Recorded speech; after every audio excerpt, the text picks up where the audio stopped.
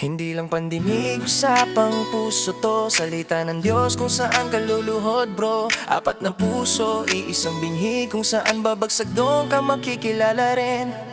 Sabi ng Diyos, hindi na sa bato, kautusan niya inilagay sa loob. Sa isip ko muna, saka sa puso. Hindi lang letra kundi buhay na buo. Hindi pilit, hindi sa pilitan. Pag-ibig niya ang nagsusulat dahan-dahan. Pag ang puso mo bukas, malinaw ang landas. Hindi ka maliligaw kung siya ang batas. Sa matimtim ang puso, salita'y tumitira. Mabuting lupa, namumunga, nagtatagal pa. Hindi lang rinig, sinusunod araw-araw. Salitang tinanim, buhay ang inilalabas ngayon. Sa matimtim ang puso, di matinang ng unos. Kahit anong bagyo, kapit sa Panginoon. Sa matimtim ang puso, salita'y tumitira. Mabuting lupa, namumunga, nagtatagal pa.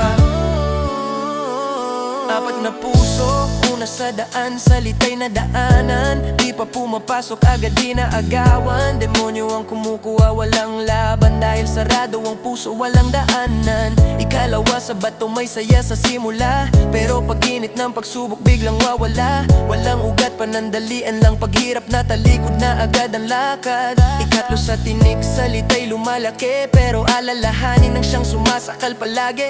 Yaman, problema, pita ng mundo. Unti-unting pinatay ang apoy ng puso.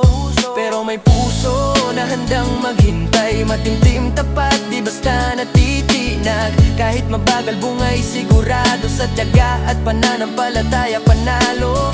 Hindi perpekto pero naninindigan. Salita ng Diyos ang pinanghahawakan. Pag siya ang laman ng puso't isip, kahit anong dilim, di ka matitinag kahit saglit. Pero mag-ingat, sabi ni Pablo, baka malinlang ka tulad ni Eva noon. Baka mabura ang kautusan sa puso, sa daya ng mundo, sa salitang tuso. Kaya bantayan mo yung isipan mo, pag nawalang katotohanan, delikado to. Hindi lahat ng maganda ay galing sa Diyos. Kung wala sa salita, layuan mo agad bro. Kaya tanong ngayon, anong puso ka?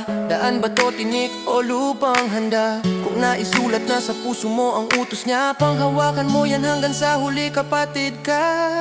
Pero mag-ingat, sabi ni Pablo, baka malilang ka tulad ni Eva noon. Baka mabura ang kautusan sa puso, sa daya ng mundo, sa salitang tuso. Kaya bantayan mo yung isipan mo, pag nawalang katotohanan, delikado to. Hindi lahat ng maganda ay galing sa Diyos. Kung wala sa salita, layuan mo agad bro.